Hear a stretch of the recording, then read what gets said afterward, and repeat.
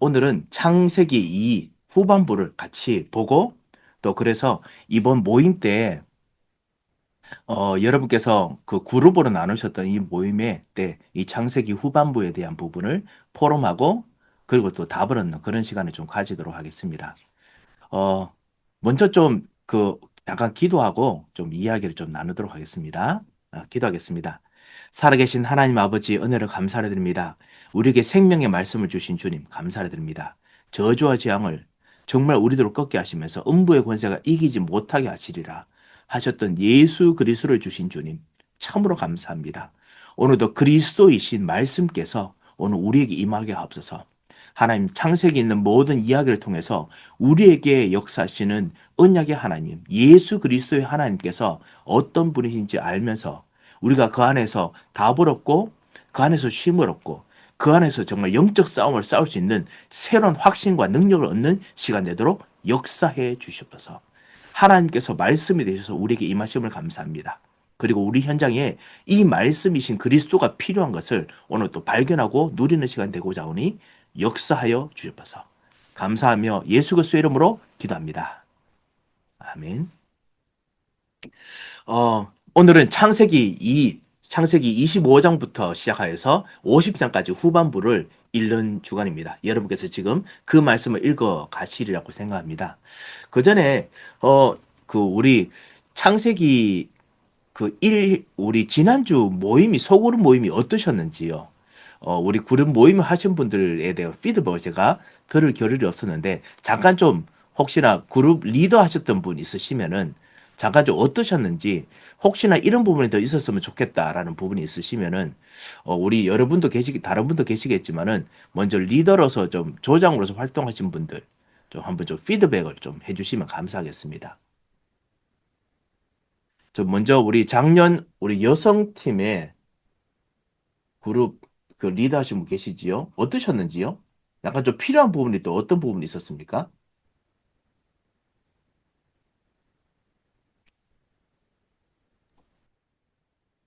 저 여성반은 어, 다 오시는 건 아니었지만 이게 좀 나눌 필요가 있어가지고 아무래도 여자분들이 남자분들에 비해서 말씀하시는 시간이 아무래도 저희들 길다 보니까 예, 좀 그렇지요. 예, 좀 나눠야 될 것 같아가지고요. 예, 네. 그러면 다음 주부터 이제 나누도록 그렇게 하겠습니다.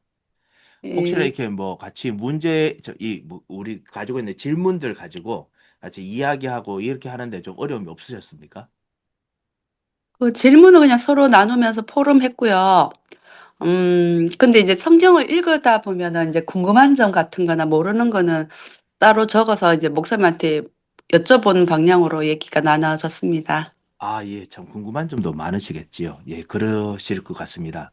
특별히 창세기는 정말 가장 중요한 부분 빼고는 나머지 부분은 거의 그 영적인 부분 빼고는 다른 부분은 그 언급하지 않고 지나가다 보니까 그거를 보고 이제 영적인 부분에 집중한다고 하죠. 그래서 궁금한 점이 많으실 것입니다. 그리고 또 과학이나 아니면 역사나 이런 것을 좀 배우셨던 분들에게는 이거 좀 이렇게 질문이 들 수도 있습니다. 그래서 예, 분명히 그런 부분이 들겠지요. 성경은 과학을 증명하려고 하지 않습니다. 왜냐하면 실제로 일어났던 사실이기 때문에 실제로 일어났던 사실을 영적인 부분으로 진실을 말하려고 하다 보니 별로 집중하지 않습니다. 그리고 두 번째로 성경은 고대 사람들의 언어로서 고대 사람들이 이해하는 그 언어로서 전달됐기 때문에 고대 사람들의 입장을 조금은 감안을 해야 됩니다. 그래서 그런 부분이 좀 두 가지가 있습니다. 예를 들면 고대 이스라엘, 고대 근동 지방에 있던 사람들은 물을 무척 무서워합니다. 왜냐하면은 그 지금처럼 현대 과학이나 이런 것처럼 대항해 시대 15세기, 16세기처럼 큰 바다를 건너갈 만큼의 그런 그 기술들이 없었기 때문에 무조건 자신이 가지고 있는 모든 걸 합쳐도 세상에 재난이 닥쳐오면 막을 길이 없습니다.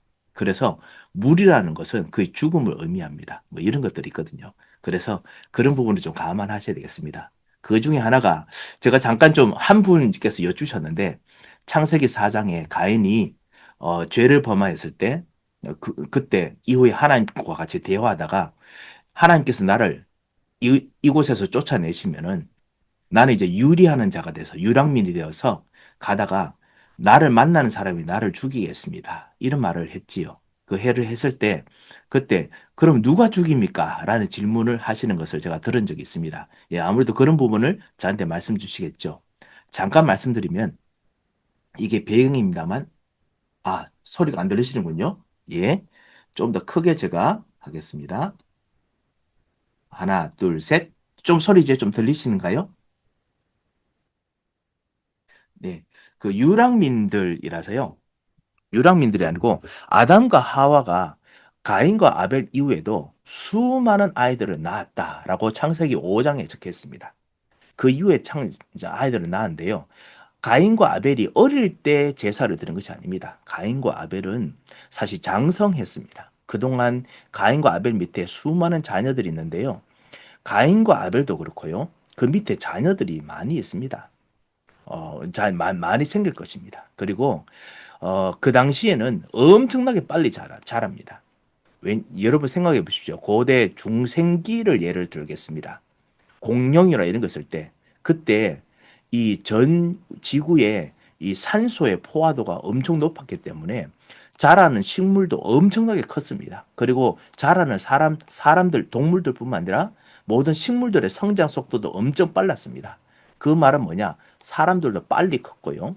그러면 그만큼 빨리 그 자녀를 놓거나 이렇게 하더라도 그 해산하는 아픔이 있지만은 많이 놓습니다.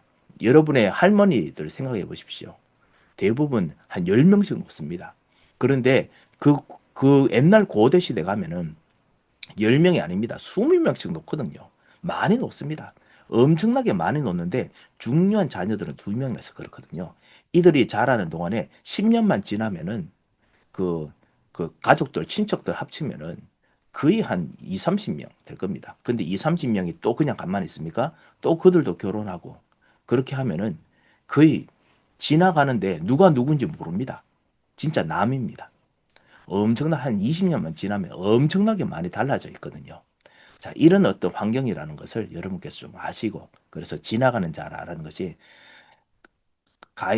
가인의 그 어떤 시블링들, 가인의 어떤 형제 자매들 수 있습니다만 먼 친척일 수도 있습니다.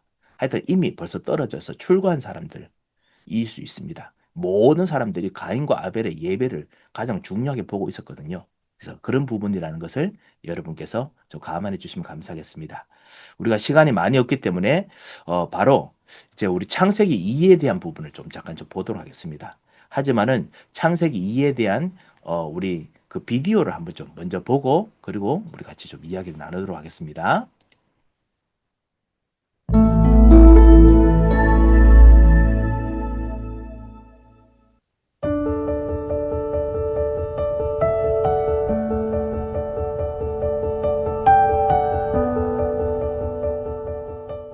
이번 영상은 리딩 지저스 1권의 세 번째 수업으로 죄가 점진적으로 확산되는 가운데 아브라함을 부르신 하나님께서 은혜로 언약을 세우시고 어떻게 그의 삶을 신실하게 이끄셨는지 살펴보겠습니다.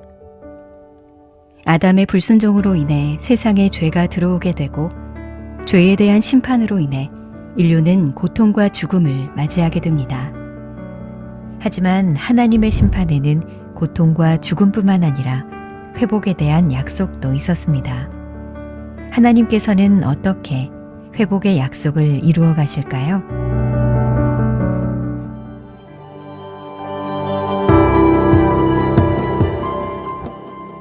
에덴 동산에서 쫓겨난 이후 아담과 하와는 두 아들을 낳고 이름을 가인과 아벨이라고 짓습니다. 하와는 첫 아들인 가인을 언약의 후손이라고 생각했을지도 모릅니다. 그러나 인류 최초의 살인이 가인에 의해 벌어집니다. 가인은 하나님께서 자신의 제사를 받지 않으셨다는 사실에 화를 참지 못하고 아벨을 죽입니다. 이어지는 창세기의 이야기들도 점차 확대되는 죄의 영향력을 보여줍니다. 사람의 죄악이 가인의 후손들부터 노아 시대에 이르기까지 점점 커져 온 땅에 가득하자 하나님께서는 세상을 홍수로 심판하셨습니다. 홍수 심판 이후 인류는 새 출발을 하는 듯 보였지만 인간의 번성과 함께 죄는 더 커져갔습니다. 마침내 인간들은 하나님만큼 높아지기를 바라면서 바벨탑을 쌓기 시작했습니다.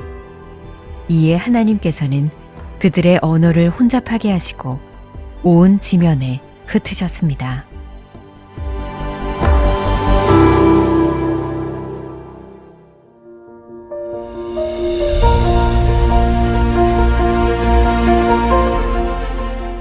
죄가 걷잡을 수 없을 만큼 커져갈 때 하나님께서는 한 사람을 부르셔서 언약을 세우십니다. 바로 우리가 믿음의 조상이라 부르는 아브라함입니다. 하나님은 아브라함을 부르셔서 복의 근원이 되게 하겠다고 말씀하셨습니다. 아브라함의 믿음과 순종을 통해서 온 세상을 축복하시겠다는 약속을 하신 것입니다. 하나님께서 아브라함을 부르신 그 순간 인류의 새로운 역사가 시작된 것입니다. 성경 전체를 보면 하나님께서 한 사람과 언약을 맺을 때 시험도 뒤따르는 것을 알 수 있습니다. 모세의 시내산 언약 사건과 이어지는 금송아지 사건이나 다윗의 영원한 왕위에 대한 언약 사건과 뒤이어 나오는 바세바 사건, 그리고 예수님과 제자들의 최후의 만찬 이후 제자들이 도망치는 사건 등이 그와 같은 예입니다. 마찬가지로 아브라함이 믿음으로 약속의 땅에 들어가자마자 그 땅에 갑자기 기근이 닥칩니다. 결국 아브라함은 약속의 땅을 떠나 다시 애굽으로 내려갑니다. 그리고 그곳에서 죽음에 대한 두려움으로 인해 아내 사례를 누이라 거짓말하게 됩니다.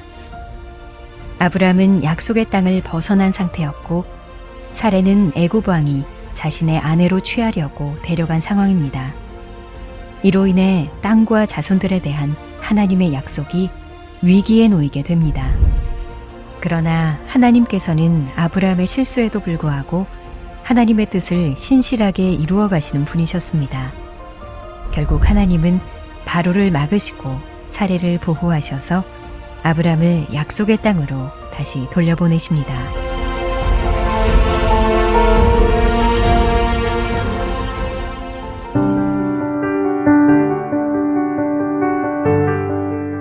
이후 하나님은 아브라함에게 그의 자손들이 하늘의 별처럼 셀 수 없이 많아질 것이라는 약속을 상기시키십니다. 아브라함은 이 약속을 믿었습니다. 그리고 하나님께서는 이 믿음을 의롭다 하셨습니다. 그리고 아브라함은 하나님께 약속에 대한 확실한 징표를 구합니다. 그 응답으로 하나님께서는 반으로 쪼개진 재물들 사이를 홀로 지나가십니다. 이는 언약 체결 의식을 보여주는 것으로 원래는 언약의 두 당사자 모두가 쪼개진 재물들 사이를 지나가야 합니다. 언약을 깨뜨리는 경우 이 재물들처럼 둘로 쪼개져 죽임을 당할 것을 맹세하는 것이었습니다. 그런데 하나님께서는 홀로 반으로 쪼개어진 재물들 사이로 지나가십니다. 이는 하나님께서 맺은 언약이 일방적이고 스스로의 죽음을 통해서라도 반드시 지키실 언약이라는 것을 의미합니다. 그러나 아브라함은 또다시 심각한 실수를 저지릅니다. 하나님께서 약속을 이루실 때를 기다리지 못하고 여종 하갈을 통해 이스마엘을 낳은 것입니다. 그럼에도 하나님은 아브람과의 약속을 변함없이 이루어 가십니다. 13년이 흐른 뒤 하나님은 아브람과의 언약을 갱신하십니다. 나는 네 하나님이 되고 너희는 내 백성이 될 것이다. 이 약속은 하나님께서 먼저 아브라함에게 제안하신 것입니다. 그리고 하나님은 아브람을 아브라함으로 사레를 사라로 이름을 바꾸시고 언약 관계에서 순종의 상징으로 할례를 명하셨습니다.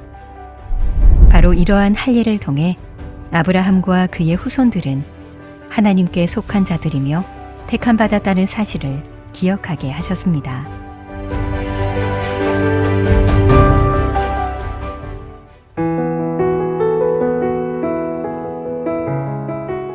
드디어 아브라함과 사라의 아들 이삭이 태어나므로 하나님의 약속이 이루어집니다. 하지만 하나님은 아브라함을 믿음의 사람으로 계속해서 빚어가십니다. 하나님은 아브라함에게 하나뿐인 아들 이삭을 번제로 바치라고 말씀하십니다. 그런데 이삭을 번제로 바치면 하나님의 약속을 이룰 통로가 되는 자손이 사라지게 되는 것이었습니다. 아브라함은 자신의 믿음이 어디에 서 있는지를 가늠하는 시험대에 오릅니다. 그리고 결국 아브라함은 하나님을 믿고 순종함으로 나아갔습니다. 아브라함이 이삭을 번제로 드리려는 그 순간 하나님은 아브라함을 부르셨습니다. 아브라함아, 아브라함아, 그 아이에게 내 손을 대지 말라. 그에게 아무 일도 하지 말라. 내가 내 아들, 내 독자까지도 내게 아끼지 아니하였으니 내가 이제야 네가 하나님을 경외하는 줄을 아노라. 하나님께서는 순양을 예비해 놓으시고 이삭을 대신해 번제로 바치게 하십니다. 아브라함은 하나님께서 예비하신 순양을 제물로 바치며 그분께서 언약을 이루어 가신다는 사실을 배웁니다.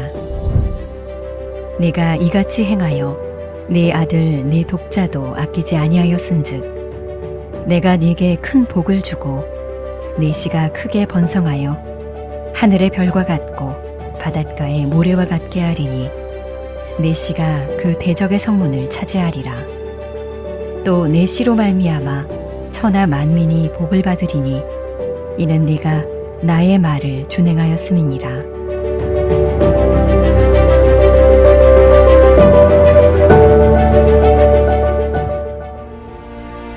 아브라함은 이삭을 기꺼이 바치고자 했던 이 시험의 과정을 통해 하나님께서 언약을 예비하시고 이루어 가신다는 사실을 배우게 되었습니다.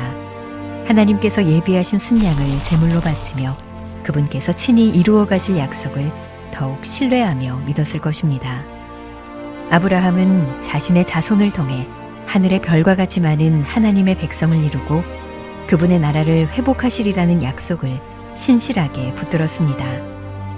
하나님께서는 구원의 역사를 통해서 자신의 하나뿐인 아들 예수 그리스도를 이 땅에 보내주셨습니다. 바로 하나님의 아들 예수님께서 우리가 쪼개어져야 하는 자리에 우리를 대신하여 우리를 위한 어린 양이 되심으로 자기 백성들이 받아야 할 심판을 대신 받으신 것입니다. 하나님께서는 스스로 맺으신 약속을 위해 예수님을 십자가에 죽이심으로 그분의 약속을 신실하게 지켜주셨습니다.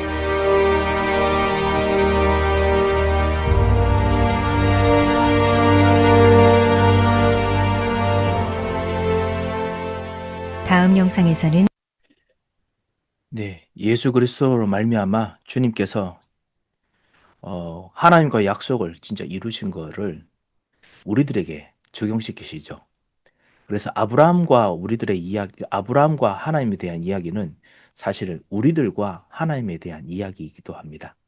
그래서 아브라함이 어떻게 그리스도와 생각이 연합하고 삶이 연합하고 결국은 영혼도 하나님과 이렇게 진짜 하나가 되는지를 보여주는 것이 이 창세기의 이야기입니다. 우리 리딩 지저스 2가 창세기 2가 참으로 참 재밌습니다. 아시다시피 우리는 25장 이삭 이후에 야곱의 이야기부터 쭉 성경을 읽어가는데요. 그런데 리딩 지저스 2 그리고 여러분께서 이번에 저 창세기 2 여러분께서 이번에 보실 모든 우리 조그만 소그룹 모임에도 우리가 지난주에 읽었던 창세기 1의 내용, 창세기 4장, 그 다음 아브라함의 이야기가 주로 질문의 내용들이 많이 되어질 것입니다. 왜냐하면은 이 아브라함의 이야기가 좀 더 구체적으로 쉽게 말하면 우리들의 삶이죠. 우리들의 이 하나님을 신뢰하고 이 언약 대신 예수 그리스도를 신뢰하는 그 삶이 어떻게 구체적으로 진짜 해야 되는지 설명할 수 있는 부분이 아브라함에게 많기 때문에 또 야곱에게 똑같은 부분이 보이고 또 요셉에게도 똑같은 부분이 보이기 때문에 그래서 사실은 그 아브라함을 중심으로 많이 형성되어 있습니다.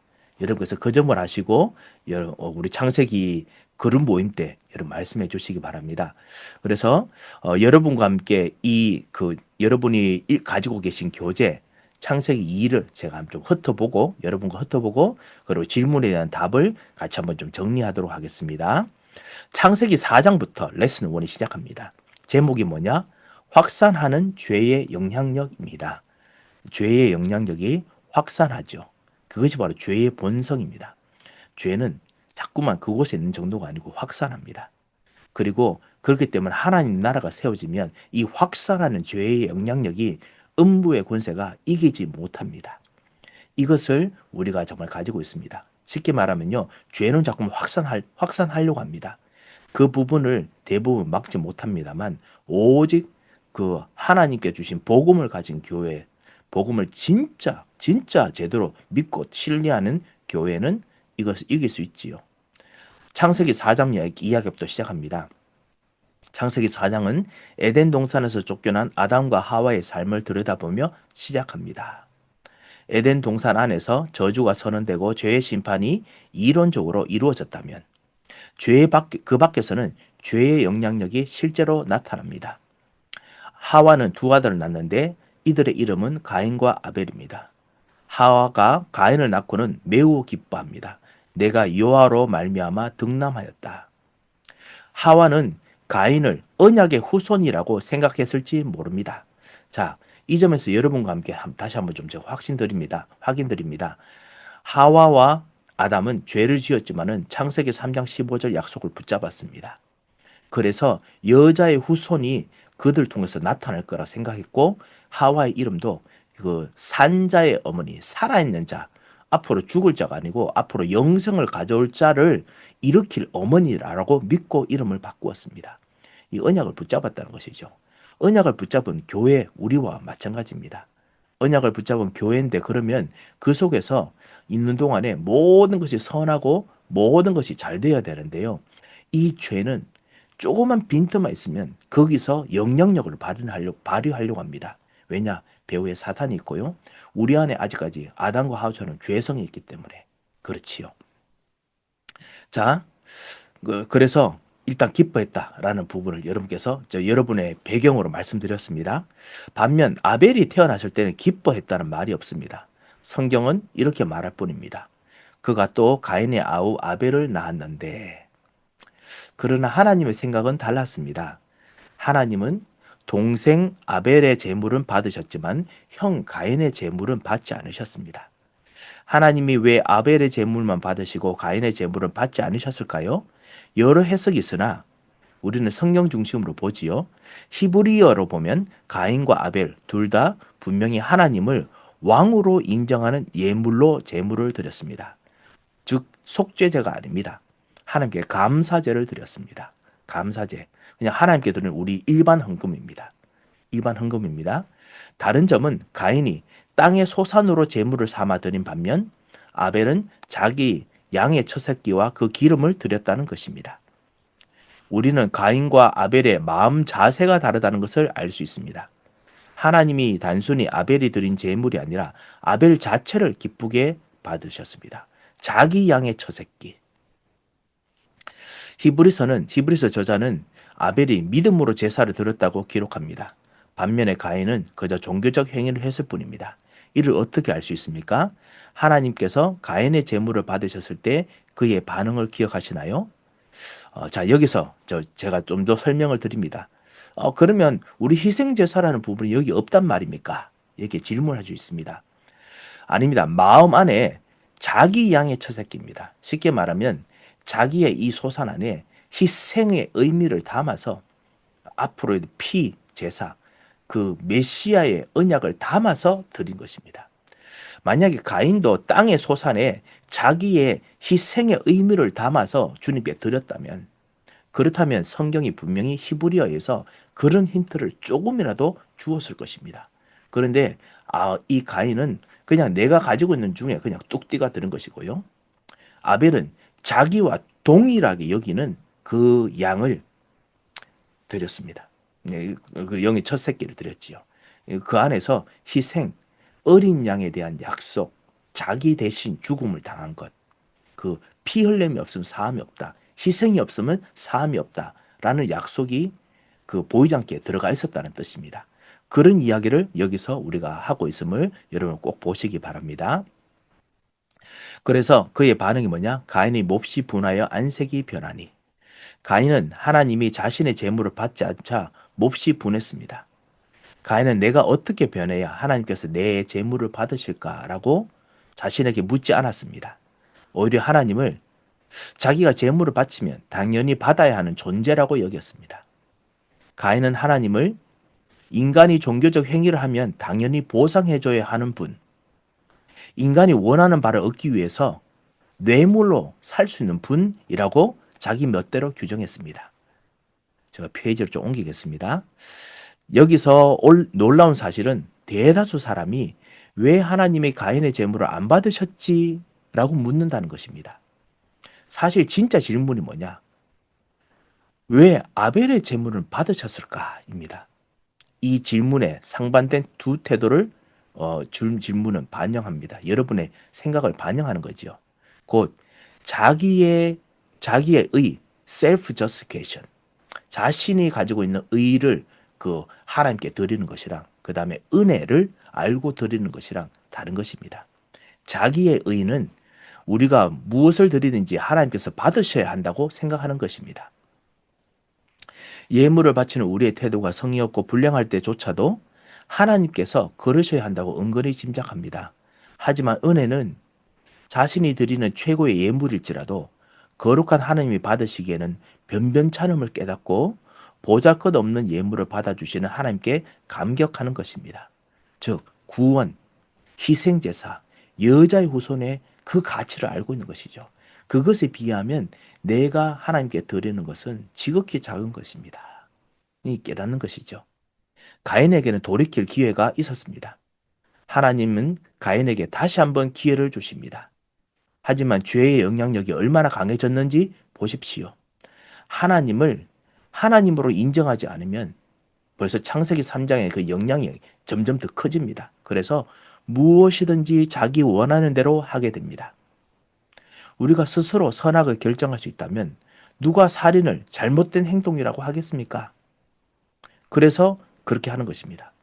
하나님은 아담에게 하셨듯이 가인에게도 물으십니다. 내 아우 아벨이 어디 있느냐?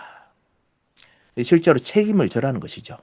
그러나 가인은 거짓말하고 책임을 회피합니다. 내가 알지 못하나이다. 내가 내 아우를 지키는 자니까. 창세기 4장 9절. 이제 가인은 하나님의 심판을 피할 수 없습니다. 책임을 져야 됩니다. 사탄은 심판을 부인했으나 심판의 결과, 교리죠. 쉽게 말해 그 원칙이죠. 누구도 피하거나 부인할 수 없습니다. 지금도 마찬가지입니다. 하지만 이런 순간에도 하나님은 죄인에게 은혜를 베푸십니다. 우리가 이해 못하는 부분입니다. 세상이 진짜 이해 못하는 부분입니다. 하나님께서 가지고 계신 그 죄인에게 은혜를 베푸시는 부분 이해를 못합니다. 하지만 그 일이 먼저 내게 이루어졌기 때문에 이해를 다 할 수 없지만은 이해가 됩니다. 그지요? 그리고 그 하나님의 눈으로 우리는 세상과 현장을 봅니다. 믿음이 없는 살인자라 할지라도 무차별한 보복에서 보호하심으로써 가인은 남은 생에 최소한의 안전을 보장받으며 살아갑니다. 이 하나님의 은혜가 이 사실 여전히 살아서 그들까지 이루어진다는 것을 우리는 인정해야 됩니다. 하나님께서 그렇게 살아계십니다. 이어지는 창세기 내용은 하나님을 하나님으로 인정하지 않고 자기 자신을 높이는 죄의 본성이 세상에 점점 퍼져나가는 모습을 보여줍니다. 죄의 본성이 계속 퍼져나갑니다. 가인의 후손들은 자기 성읍에서 점점 강해져서 부유하고 풍요한 생활을 누리지만 동시에 도덕적으로 타락합니다. 창세기 후반에 나오는 이야기죠. 타락은 라멕 시대의 최고조에 이릅니다. 성적 문란함과 폭력이 가득했고 타락을 칭송하는 노래가 만연합니다. 라멕은 가인에 대한 심판을 보류하신 하나님의 자비하심을 왜곡해서 자신을 무분별하고 사적인 복수를 정당화하는 데 사용합니다. 제가 이번 주 설교하겠습니다만 그것으로 찬양합니다. 그것으로 노래를 만듭니다. 그래서 진짜 찬양대가 왜 필요하냐? 제가 좀 찬양이 왜 필요하냐? 설교를 하려고 합니다. 또한 노아 시대에는 더 나빠질 수 없는 최악의 상황이 벌어집니다.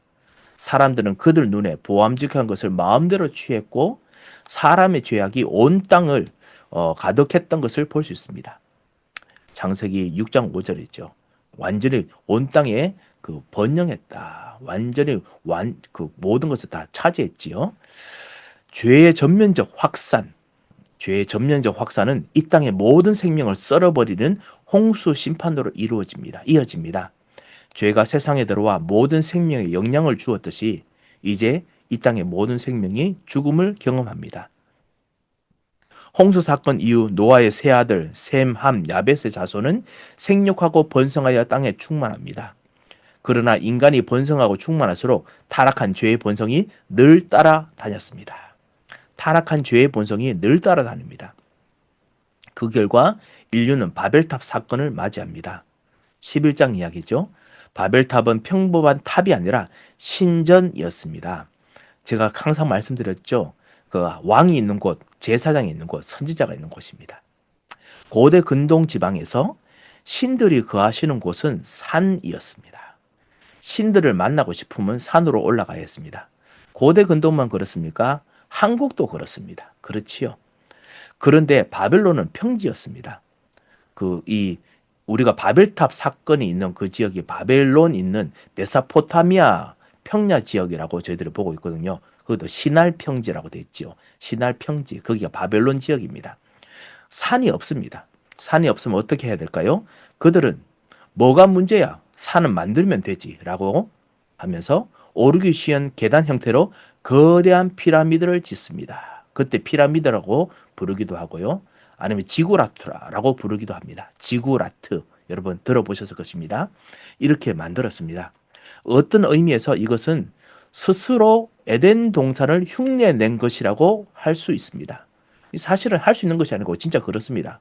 사람들은 옛날에 있던 영광으로 돌아가려고 하거든요. 스스로 에덴 동산을 흉내내서 하나님 없이 낙원을 만듭니다. 이들은 자기들의 노력과 기술을 사용해서 하나님께 이르려 했습니다. 자, 여기서 알 수 있는 것이 뭐냐? 죄의 영향력은 갈 때까지 갔고 인간들은 잘못된 방법과 어긋난 위치에서 스스로 하나님을 찾으려 몸부림쳤습니다. 끝끝내 자기들 이름을 높이려 했습니다. 하나님을 거스르는 자들은 하나님을 하나님으로 인정하지 않습니다. 자, 이 점을 우리가 죄의 영향력 통해서 볼 수 있죠. 하나님께서는 노아를 사실은 거기서 부르셨습니다. 그 속에서 부르셨습니다. 하나님께서 우리를 이 죄의 오염이 영향력이 가득한 속에서 구원받은 자로 부르신 것처럼요. 우리를 구원하셔 부르셨습니다. 그리고 아브람도 부르셨습니다. 이것이 인류의 출발이지요. 레슨 2까지 하고요. 여러분과 함께 질문을 좀 읽어보도록 하겠습니다. 아브라함을 부르심, 인류의 새 출발, 그리고 우리 통해서도 새로운 출발을 하십니다. 여러분과 우리의 삶이 새로운 출발이라는 것을 잊지 마시기 바랍니다. 새로운 출발입니다. 새로운 재도전 하시기 바랍니다. 창세기의 족보들은 새로운 출발을 의미합니다. 그래서 족보가 나옵니다. 창세기 11장 10절에서 26절을 거의 대부분을 차지합니다. 셈 후손의 계보도 마찬가지입니다. 새로운 출발입니다. 이제 셈에서 시작해서 셈이 아벨을 대신해서 태어난 아들이지요. 언약을 유산으로 받아서 그래서 계속 여자의 후손을 전달하는 그 집안입니다. 그래서 셈으로 시작해서 에벨과 벨렉으로 이어지는 후손들이 앞으로 이어질 성경에게 초점이 되었습니다. 11장 이후에 있는 아브라함의 조상들이죠. 우리는 족보가 나오면 흔히 건너뛰고 그 다음에 나오는 흥미진진한 이야기로부터 읽으려고 합니다. 하지만 창세기 11장 26절 27절의 내용은 아브라함의 부르심과 그 이후에 이어지는 이야기의 핵심 배경입니다. 거기에 뭐 나오냐면요. 족보 이야기가 난 후에 하나님께서 아브라함을 갈대아 우르에서 부르셨다. 그 이야기가 나옵니다. 아브라함이 언약을 받았는데 갈대아 우르 우상 숭배하는 그 동네에서 자기도 우상과 관련된 일을 하면서 삽니다. 하지만 이 집안이 여자의 후손의 약속을 계속 전달해 준 집안이었습니다. 자, 그런 이야기가 26절, 27절에 나오거든요. 하나님은 이미 오래전부터 아브라함과 그의 아내 사라를 준비시키셨습니다. 아브라함은 아버지 데라와 함께 가나안 땅으로 가다가 무슨 이유인지 몰라도 도중에 멈춰서 하란에 정착합니다. 딱 우리들하고 비슷하지요. 무슨 일이 생기면요, 딱 멈춥니다. 무슨 일인지 성경은 말하지 않아서 모릅니다만 우리들이 짐작을 할 수 있습니다. 무슨 일이 생겼구나 알 수 있지요. 하지만 이미 아브라함 마음속에는 가나안 땅으로 가야 한다는 생각이 심겨 있었습니다. 아내 사라 역시 믿음의 여인들이 거쳐가는 역경의 훈련을 통해서 빚어지고 있었습니다. 창세기 11장 30절에서 사라가 임신하지 못하고 혹시 우리가 놓치고 지나갔을까봐 자식이 없었더라라고 재차 강조합니다. 역경의 훈련이 있습니다. 응답이 안 일어나는 것처럼 아직까지 일어나지 않았던 부분 때문에 훈련이 있는 것이죠. 하나님께서는 아브라함과 그 아내를 이렇게 준비시킨 후 아브라함을 부르십니다. 그때까지 아브라함의 이름은 아브람이었습니다. 하나님이 아브람에게 말씀하십니다. 너는 너희 고향과 친척과 아비 집을 떠나서 내가 내게 보여줄 땅으로 가라. 하나님께서 보여줄 땅으로 가라 라는 것이죠. 그리고 하나님께서는 그에게 복을 약속하십니다. 새로운 출발, 떠나서 가라 라고 말합니다. 제가 여기서 좀 부언으로 말씀드리면요, 떠나서 가는 곳에 우상 숭배하는 그 집안을 떠나라고 했잖아요. 떠났는데 막상 이사 가는 곳에 우상 숭배가 더 많습니다. 가는 곳곳이 다 오염된 곳입니다. 그 가는 곳에 모든 가나안 족속들이 우상 숭배, 갈대아 우르보다 더 심각합니다. 그런 현장입니다. 그래서 그 고향 친척 아버지 집을 떠나라고 말하는 것이 떠나서 완전히 새로운 클린한 환경에서 살아라 라는 말씀이 아니라는 것을 제가 여러분과 함께 좀 확인하고 싶습니다. 하나님께서 떠나라는 것은 그 나의 모든 배경에서 떠나서 오직 그리스도, 오직 하나님, 오직 성령의 인도, 이 속으로 들어오라는 것이지 새로운 환경에 가면 아무것도 없다. 그래서 깨끗한 환경으로 만들어라 라는 뜻이 아니다 라는 것을 여러분과 좀 확인하고 싶습니다. 그리고 하나님은 그에게 복을 약속하십니다. 내가 너로 큰 민족을 이루고 내게 복을 주어 내 이름을 창대하게 하리니 너는 복이 될지라. 너를 축복하는 자에게는 내가 복을 내리고 너를 저주하는 자에게는 내가 저주하리니 땅의 모든 족속이 너로 말미암아 복을 얻을 것이라. 하나님께서 모든 환경을, 흐름을 바꾸어 주십니다. 하나님께서 말씀하시자 아브라함은 그대로 떠났습니다. 창세기 12장의 이 사건은 인류의 새로운 출발이라 해도 과언이 아닙니다. 창세기 11장까지 우리는 에덴 동산에 시작된 죄의 영향력이 쉬지 않고 퍼져나가는 충격적인 모습을 보았습니다. 하지만 이제 하나님은 그분의 백성을 다시 창조하기 시작하십니다. 하나님께서 창조하기 시작하십니다. 하나님은 아브라함을 축복하시고 그를 빛나는 복의 근원으로 삼으셨습니다. 바벨탑을 짓던 무리가 자기 힘으로 이루다가 실패한 일, 곧 성읍을 쌓아서 자기들의 이름을 높이려 했던 그 일을 하나님이 직접 아브라함에게서 이루실 것입니다. 하나님은 그를 큰 민족이 되게 하시고 그의 이름을 창대하게 하실 것입니다. 그리고 온 세상에 복을 주고자 하셨던 하나님의 원래 계획을 아브라함의 순종을 통해서 비로소 성취하실 것입니다. 이게 우리의 모습이죠. 아브라함은 약속의 땅으로 가는 동안 머무는 곳마다 제단을 쌓고 여호와의 이름을 불렀습니다.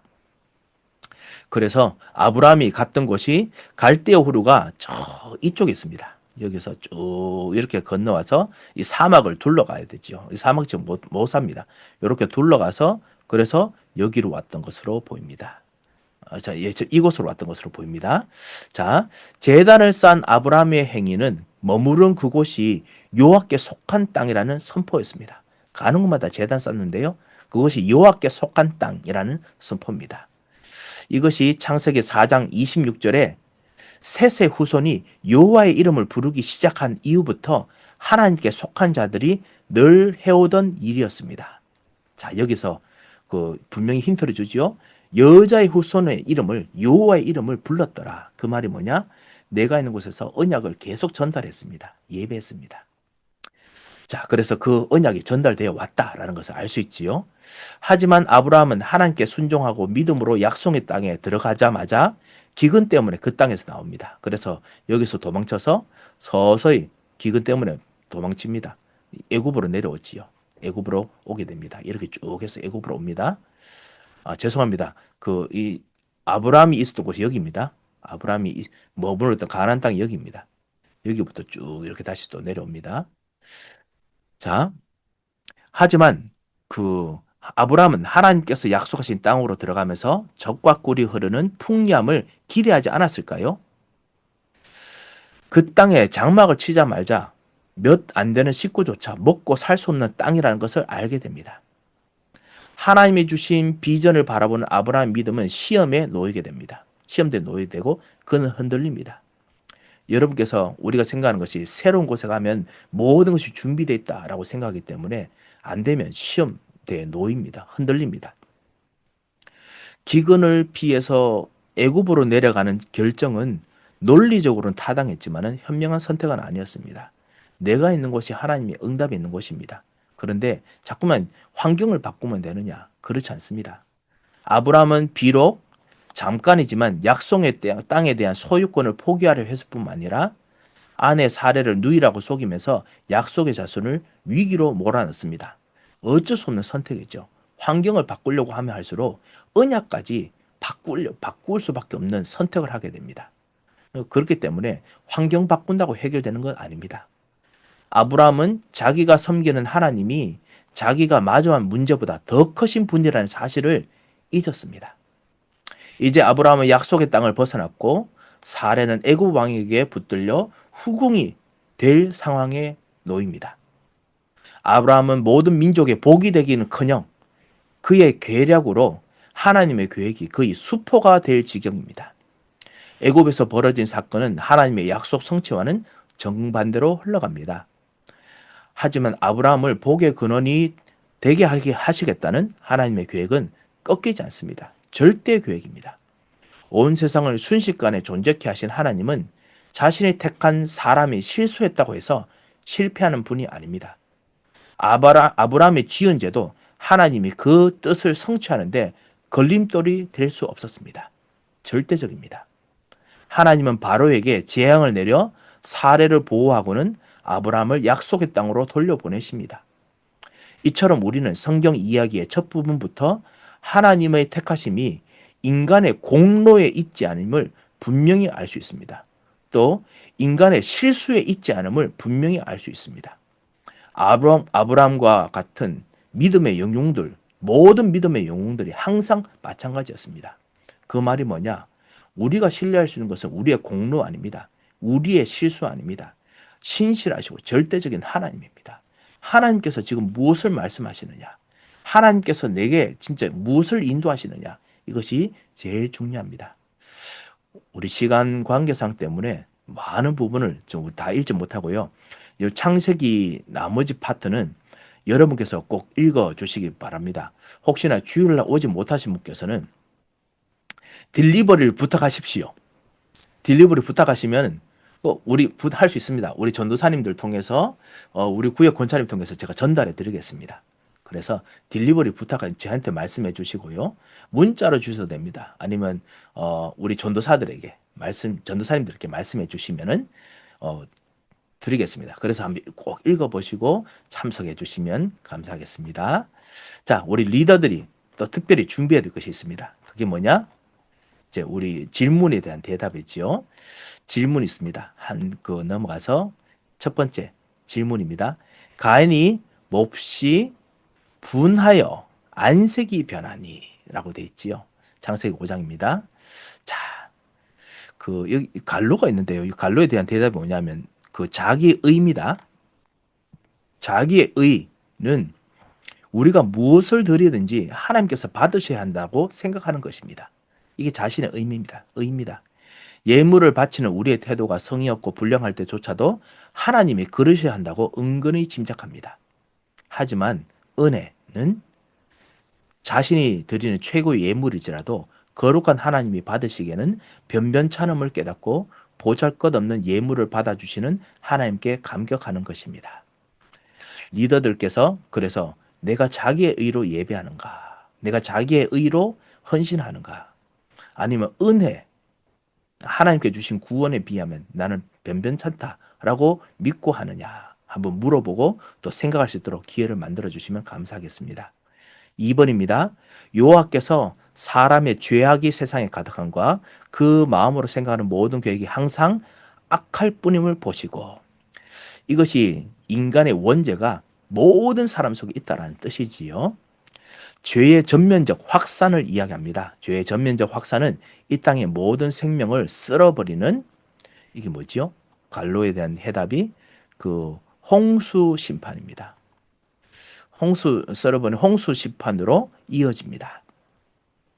그래서 죄가 세상에 들어와 모든 생명에 영향을 주었듯이 이제 이 땅의 모든 생명이 죽음을 경험하게 됐지요. 이런 죽음, 결국 정령 죽으라는 것이 이루어집니다. 이 땅에 죄가 전면적으로 확산되면 홍수 심판처럼 전면적으로 시대가 완전히 바뀝니다. 하지만 거기서 그걸 보고 우리는 재앙이라고 부릅니다. 항상 재앙이라는 단어를 거기서 우리 가져와서 씁니다. 그런데 이 재앙에서 살리고, 그리고 그 노아 시대처럼 다음 시대를 끌어가는 사람을 만드는 것이 바로 노아 홍수처럼 말씀 운동입니다. 그 진짜 진정한 교회입니다. 진정한 교회, 진정한 말씀 운동이 여러분에게 만들어지시기를 정말 주님의 이름으로 축원드립니다. 세 번째입니다.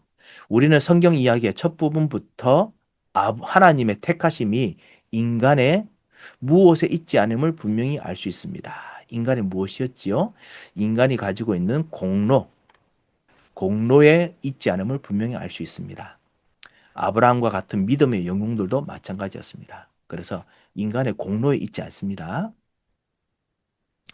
그 창세기 15장 이야기입니다.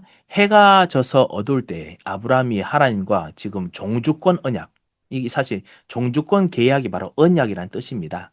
그 맹세라고 부르기도 합니다. 그런데 해가 져서 어두울 때에 뭐가 보이며 뭐가 쪼개진 사이로 지나가더라. 자, 대답이 뭐냐? 연기 나는 화로입니다. 연기 나는 화로. 하나님께서는 항상 이렇게 나타나시죠. 화로가 보이며 횃불이 쪼개진 고개 사이로 지나더라. 고대 시의 사람의 눈으로 본 겁니다. 하나님께서 나타나시는 부분이 우리 인간 눈으로는 그거밖에 안 보입니다. 창세기 15장의 언약은 완전히 일방적이며 오직 누구누구 한 분만이 성취하실 언약이라는 뜻입니다. 그 하나님이죠. 하나님만이 그 한 분만이 성취하실 언약이다라는 뜻을 가지고 있습니다.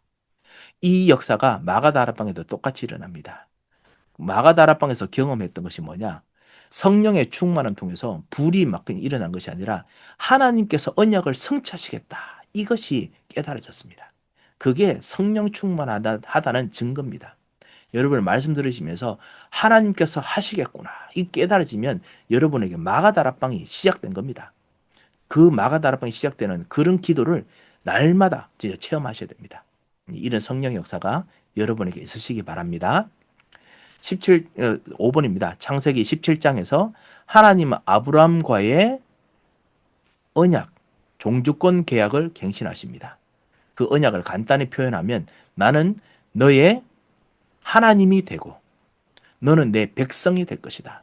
이제는 그냥 내가 복을 주겠다가 정도가 아니고 안 되겠다. 너가 나의 하나님, 너가 나의 백성이다. 나는 너의 하나님이 되겠다. 하는 그 주인이 되겠다라는 뜻이죠. 하나님 편에서 먼저 아브라함에게 다시 관계를 맺자고 제안하셨습니다. 아브라함 보고 좀 하자고 믿으라고 했는데 잘 못 믿어요. 계속 흔들립니다. 그래서 안 되겠다. 내가 너를 완전히 하겠다. 너를 따라와라. 그전에도 창세기 15장에도 좀 그런 모습이 보였지만요. 창세기 17장에서 말씀으로 정확하게 표현해 주십니다. 그래서 하나님께서 우리의 하나님이 되셔서 하나님께서 끌어가시지요.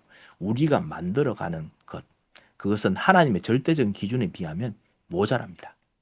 그것을 아시고 여러분께서 두려워하지 마시고 기쁨으로 따라가시고 여러분의 공로를 많이 이루었다 해도 하나님께 주님 부족합니다 라고 정말 감사하시고요. 그렇다고 해서 그 여러분의 공로로 정말 하나님께 드리는 것을 멈추시지 마시기 바랍니다. 항상 주님께 섬기고 그리고 주님께서 정하시는 언약의 역사가 여러분 가문에 여러분의 기도 속에서 섬김 통해서 나타나고 여러분 우리의 교회 통해서 여러분의 참다운 복이 계속 나타나기를 바랍니다. 6번입니다. 하나님이 사람과 새로 언약을 맺을 때마다 종주권 계약을 맺을 때마다 곧바로 시험이 뒤따릅니다. 나중에 읽으시면 압니다만 이거 참 원칙처럼 희한하게 생깁니다. 전도한다. 진짜 전도하려고 하면 언약이 맺어지는 거죠. 언약이 다시 한번 새로 갱신되는 축복들을 누리죠. 곧바로 시험 따라옵니다. 그래서 정말 시험을 이길 수 있는 능력이 필요합니다. 그리고 언약을 맺은 성경 속 인물들은 어김없이 그 시험에 넘어갑니다. 왜냐? 우리도 넘어갈 수밖에 없는 존재라는 거 보여주는 겁니다. 하지만 우리가 실패한다고 하나님의 은혜가 좌절되는 것이 아닙니다. 오히려 하나님은 신실하게 그분의 언약을 성취하십니다. 하나님께서는 당신의 언약을 성취하십니다. 이런 패턴을 여러분께서 보시고요. 믿음으로 따라가시기 바랍니다. 그래서 전도한 이후에 우리가 연약하고 부족한 것처럼 보이지만 오히려 하나님께서 증거를 만드십니다. 그래서 그리스도와 함께 죽고 그리스도와 함께 살아나는 경험을 하는 것이죠. 그래서 이런 축복이 있다는 거 여러분과 같이 한번 한번 체험하시고 한번 생각하시고 이번에 우리 성경 모임에 같이 모임을 가졌으면 합니다. 오늘 이렇게 잠깐 창세기 이 부분을 보았습니다. 항상 질문이 많으실 것 같은데 이 질문을 받지 못하고 많이 끝나가서 참 많이 아쉽습니다. 여러분께서 질문 있으시면 저한테 적어서 보내주시기 바랍니다. 한 분께서 저한테 질문을 적어 보내주시고 또 문자로 보내주신 것을 봤습니다. 이렇게 해주시면 제가 또 답을 드리도록 하겠습니다. 시간이 다 됐습니다. 제가 한번 기도하고 오늘 모임을 마치도록 하겠습니다. 하나님 아버지 은혜를 감사를 드립니다. 정말 주님의 신실하심을 정말 감사를 드립니다. 죄와 저주와 하나님 떠난 문제 속에 있었던 우리를 건져주셔서 생명을 주신 주님, 오염이 많고 그리고 죄의 확산으로 가득한 이 현장에서 주님이 오늘도 그리스도를 통해서 우리들에게 구원의 역사를 이루시고 언약을 확실하게 이루심을 잠깐 발견케 하심을 감사합니다. 주님께서 성령 인도 받으시도록 오늘 우리 영혼과 마음에 충만케 역사하여 주옵소서. 모든 걸 밝혀보는 그리스도의 능력이 모든 하나님의 사람에 충만하게 임하게 하시고 이번 성경 모임 때도 통독 모임 때도 일어나도록 주님이 역사하여 주옵소서. 주님께서 인도하시는 모든 사람들과 조장에게 주의 은혜로 강건하도록 역사하여 주옵소서. 함께 하실 것을 믿고 감사하고 예수 그리스도 이름으로 기도합니다. 아멘. 네, 감사합니다. 함께 해주셔서 감사합니다. 감사합니다.